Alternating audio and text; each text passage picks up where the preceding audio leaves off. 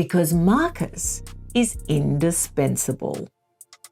Without Markus Anderson, I hope. So we did the thing out with the press, and then we went right inside, took the coat off, sat down, and did the interview. So it was all in that same within the industry, be able to have the balance to take care of their families and to be able to do their jobs. A high tide rate. So listen, the moment this whole thing begins, it already feels like someone accidentally cracked open a door they were never meant to touch.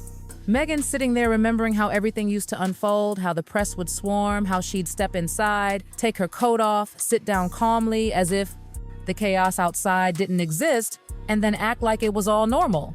And honestly, that's exactly how this entire story feels. Like everything happening behind the scenes was way more intense than anyone on the outside ever realized. So, we did the thing out with the press, and then we went right inside, took the coat off, sat down, and did the interview. So, it was all in that same within the industry. Be able to have the balance to take care of their families and to be able to do their jobs. A high tide raises and that's where the real twist drops. Because what's about to come out doesn't just scratch the surface, it shakes the fairy tale to its core. Someone finally says the one thing everyone sensed but never dared to speak, that Meghan's story wasn't just her and Harry. That somewhere behind her smile there was another presence, another history, another connection that didn't fade the way it should have. When Markus Anderson said the words, "We've always been close, intimate, even after Harry," it wasn't some blogger stirring chaos or a bitter ex leaking nonsense. It was him, the one man who knew her long before her royal era began. The man who shaped the world she walked into. Once a Soho House basic, always a Soho House basic bitch. Jeffrey Epstein was. They didn't come from a bitter ex, looking for revenge or 15 minutes of fame. They came straight from Markus Anderson himself, the man who'd been called Meghan Markle's other half long before Prince Harry was even in the picture. And when those words slipped out accidentally, privately, they didn't fade away. They cracked everything wide open. Because if their intimacy never changed, even after Harry, then what did that say about everything people thought they knew? Suddenly, the polished image shattered, and beneath it was something raw, complicated, layered with loyalties nobody had ever questioned before. It wasn't a simple love story. It was a triangle built on years of emotional history. Had the level of global fame that she enjoys now, or infamy, depends. It was layered with old loyalties, buried connections, and something that just refused to die. That's the part that hits hardest, the idea that before Meghan became the woman, the world couldn't stop watching. She had already been someone's entire universe, and that someone was Markus. He wasn't a background character. He wasn't a friend who popped in occasionally. He was the one who watched her rise from the very beginning, the one who opened the doors she couldn't reach, the one who studied her like an artist studies their masterpiece. And honestly, that closeness, it didn't vanish. It just shifted into something quieter. Markus had been reading her long before anyone else had the chance. He knew every crack in her voice, every fear she hid behind her ambition, every dream she whispered only when the lights were off. He was there before the crown, before the spotlight, before the royal pressure pushed her into a world that never really wanted her. We've always been close, intimate even. That never really changed, not even after Harry. Those words didn't. People trying to take you down. Sometimes they come from the ones who built you up in the first place. Markus didn't come from royalty. He came from Ontario, just a regular kid who somehow had the uncanny ability to read people with precision. That gift pulled him up into exclusive spaces and eventually into Soho House, the place where secrets weren't just kept, they thrived. And he didn't stay just a manager. He became the gatekeeper, the one who decided who got in, who stayed out, and who was worth noticing. That's where Meghan stepped into his orbit. She wasn't royalty, she wasn't Hollywood A-list, she was a determined actress working on Suits, carrying quiet ambition like a flame waiting to be fed. And Markus, he handed her the matches. Around the time that Soho House opened, he was the bee's knees, I'm telling you. He transformed into something way more valuable. He became a gatekeeper. Their connection was instant, not romantic, but powerful. It was like two puzzle pieces. As snapping together, he had the access, she had the drive. Together, they were unstoppable. He started placing her in rooms she once only dreamed about. He shaped her social world, curated her public image, and opened doors she didn't even know existed. But beneath the networking and glamorous dinners, something deeper formed. A bond that didn't rely on labels. They built a private world, a world that worked perfectly until Harry walked into the picture. Get this, Markus understood something most people don't. He knew that charm could be a ladder if you climbed it the right way. But even as Meghan stepped into bigger circles, Markus never left her side. He stayed right there, a silent architect shaping every new chapter. And when life got overwhelming, he was the one she called, not anyone else. Their language was effortless. Their eye contact could fill entire conversations. They traveled together. They celebrated together. They leaned on each other. And they built something so intertwined that removing one thread threatened to unravel the whole thing, protecting the woman he'd helped shape into someone the entire world couldn't stop talking about. By the time Harry showed up, Markus wasn't just a friend, he was a fixture. And the truth, he was never going anywhere. Not really. And that's exactly what made everything so complicated.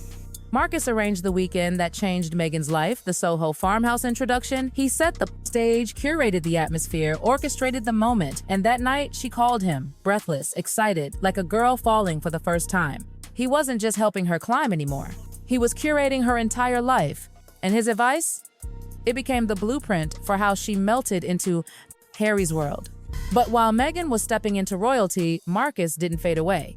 If anything, he became even more present, woven into every decision, every celebration, every late-night moment when Meghan needed grounding more than anything else. Harry felt it. Everyone did. The way Meghan lit up when Markus entered a room, the way she softened when she heard his name, the way her confidence shifted like he was her anchor in a life filled with waves. And honestly, that's where everything began to crack. Harry didn't want to admit it at first. He brushed off the uneasy feeling, tried to convince himself he was imagining the way Meghan's whole energy shifted whenever Markus appeared. But small moments have a way of growing. They stack up silently until suddenly they're too big to ignore. The inside jokes he wasn't part of, the glances he couldn't decipher, the familiarity that felt older and deeper than anything he shared with Meghan, it all built up inside him. And when they all hung out together, it was subtle but unmistakable. Meghan relaxed around Markus in a way she didn't even realize she didn't do with Harry. She laughed differently, she moved differently, she looked like the version of herself she had been long before she became a duchess. And that version, Markus knew inside out. Harry tried so hard to pretend it didn't bother him, but every time he saw it, every time Markus's name came up, it hit him a little harder. And as their relationship deepened, as the world watched Harry and Meghan fall headfirst into a whirlwind romance, Markus stayed woven into every piece of it. Not lurking, not forgotten, not distant, right there. At secret getaways, at their engagement celebrations, in wedding conversations at midnight, he was always present, almost too present. He wasn't some accessory friend who faded into the background when things got serious. He wasn't an acquaintance you politely invite to big events out of obligation. He was in the thick of it, loud enough for people to notice, quiet enough that nobody dared question it out loud. By the time the 2018 royal wedding arrived, the event watched by millions around the world, Markus wasn't sitting in some back row among distant relatives and old friends. He wasn't tucked away politely. He was seated in a spot reserved for people who mattered to her more than almost anyone else. And he watched it all unfold, the love story that only happened because he had set the stage years before, the woman he had shaped, the world he helped build around her. But while the cameras captured smiles and fairy tale moments, people close to the couple whispered quietly. Staff who saw everything, every late night call, every disappearing act, every unexplained meeting, they noticed patterns. The late-night phone calls Meghan always answered, even at strange hours. The private plans she discussed with Markus before anyone else. Dinners that never made the press. Weekends away that seemed carefully untraceable. Moments of panic where she reached for Markus first and Harry second. And during all of this, Harry started bonding everything together in his mind, even if he didn't want to admit it. There was one moment, everyone talks about the moment, that quietly shifted their marriage. After another round of painful headlines and endless pressure, Harry finally asked her, probably in a tired voice, why Markus still needed to be so involved, why he was always there, why she always turned to him. Her answer hit him like a punch. Because he's the only one who's never left. Those words cut deeper than she realized. It wasn't what she said, it was how she said it. Calm, certain. Like Marcus holding that place in her life was simply a fact, not something she had to defend. And from that moment on, the ground beneath them started to change. Even after they left the UK and moved to California for a fresh start, Marcus didn't fade out. If anything, he became more present, more visible, more unavoidable. He was there at intimate gatherings, at celebrations meant for family, in their new Montecito home, among people meant to be. Closest to them, Marcus blended in like he'd always belonged. Friends who visited noticed the shift instantly. Bring up Marcus's name in a conversation, and the air in the room tightened. Harry would go quiet, Meghan would get defensive. The tension was so obvious that even outsiders felt uncomfortable. And the awkwardness didn't disappear, it grew. Then came the moment that blew the entire story open. Marcus wasn't sitting down with a reporter, he wasn't doing a formal interview, he wasn't trying to spill secrets. He was having a laid-back conversation, probably over a drink, thinking nothing of it. But when the journalist casually asked about Meghan, Marcus didn't give a safe answer. He didn't dodge the question, he didn't give one of those bland PR lines, and Marcus was in almost every one.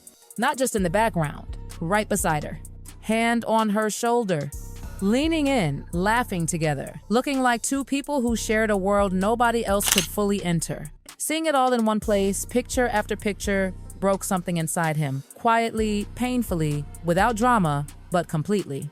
He didn't sleep, he didn't speak, and by morning he was gone, a bag packed, a note left behind.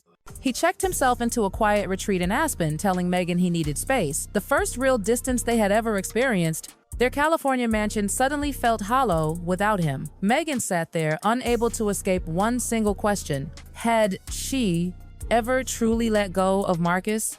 Had she moved on or simply built a new life on top of an old connection that had never ended? She tried to rationalize it, tried to tell herself people were twisting everything, but the silence in that house was louder than any headline. Eventually, Harry came home. They smiled for photos when they needed to. They tried to patch things privately, but insiders say something fundamental had shifted. There were subjects they didn't touch anymore, questions they didn't ask. An entire section of their marriage became a no-go zone, sealed off because opening it would destroy everything left. Meghan pulled back from the world. Her circle grew smaller. Trust became scarce. Walls began rising where openness used to be. Marcus drifted back underground, into the private, exclusive world he came from. Occasionally, someone spotted him in London, always calm, always wearing that knowing smile like a man who remembers far more than he'll ever say aloud. The craziest part? His single sentence still hangs there, untouched, uncorrected, undenied. And that silence? It says more than any interview ever could.